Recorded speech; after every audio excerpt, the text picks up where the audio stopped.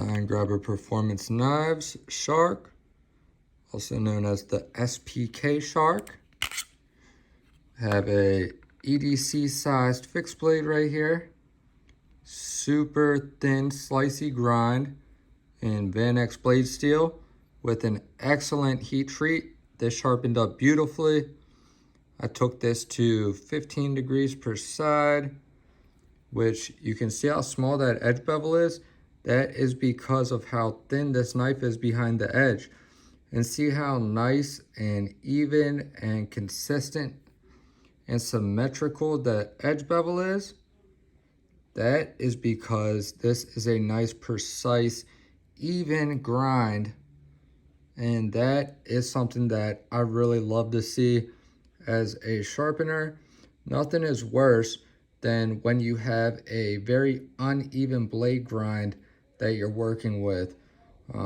Well, there is one thing more annoying than that, and I would say a soft heat treat, or should I say the wrong heat treat for a certain steel, because some steels sharpen up just fine at a lower Rockwell rating because they are,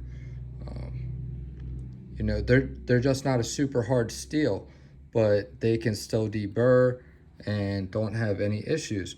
But certain steels, you know, have a really hard time deburring and have a hard time really keeping a stable, fine edge if they are not taken to a higher hardness.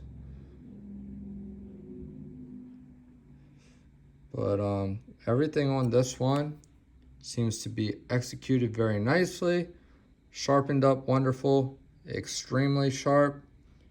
I have not best tested this yet, but I think this might be one of the sharpest knives that I have done this week. And I already had a couple knives in the 20s, I believe. So, you know, 20 gram best is insanely sharp. That's on the same level as, here, I'll show you. Same level as these guys. These little single-use disposable double-edge razor blades for shaving. Those are the blades that I load up in my straight razor for when I am shaving clients. So, yeah, we're talking insane sharpness here.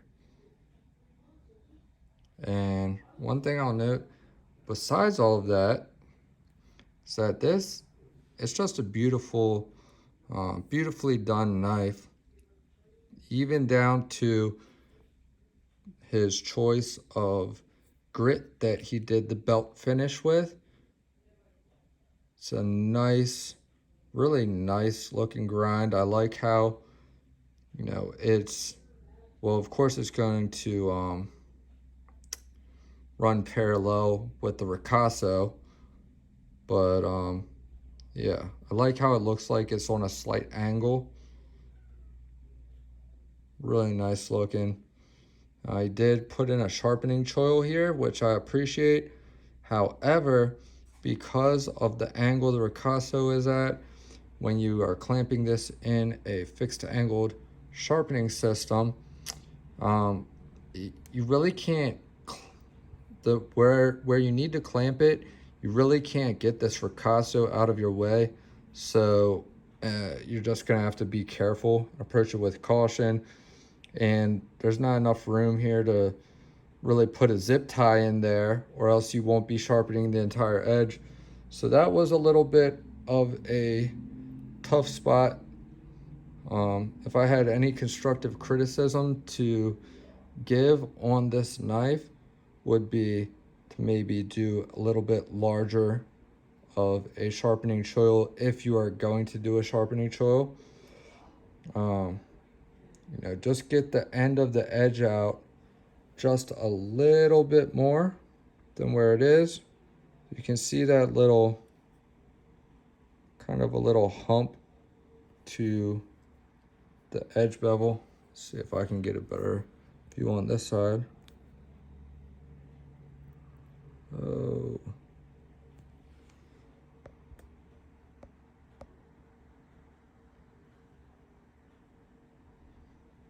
little hump at the end. So if you opened that sharpening choil up just a little bit more, it would be perfect. So other than that, really nice knife. Was a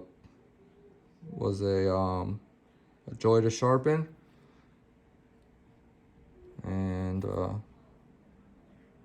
yeah, so anyways, just wanted to show you guys that real quick. And later on, we will try out some, we will see how this thing cuts. And also see what it tests on the best tester.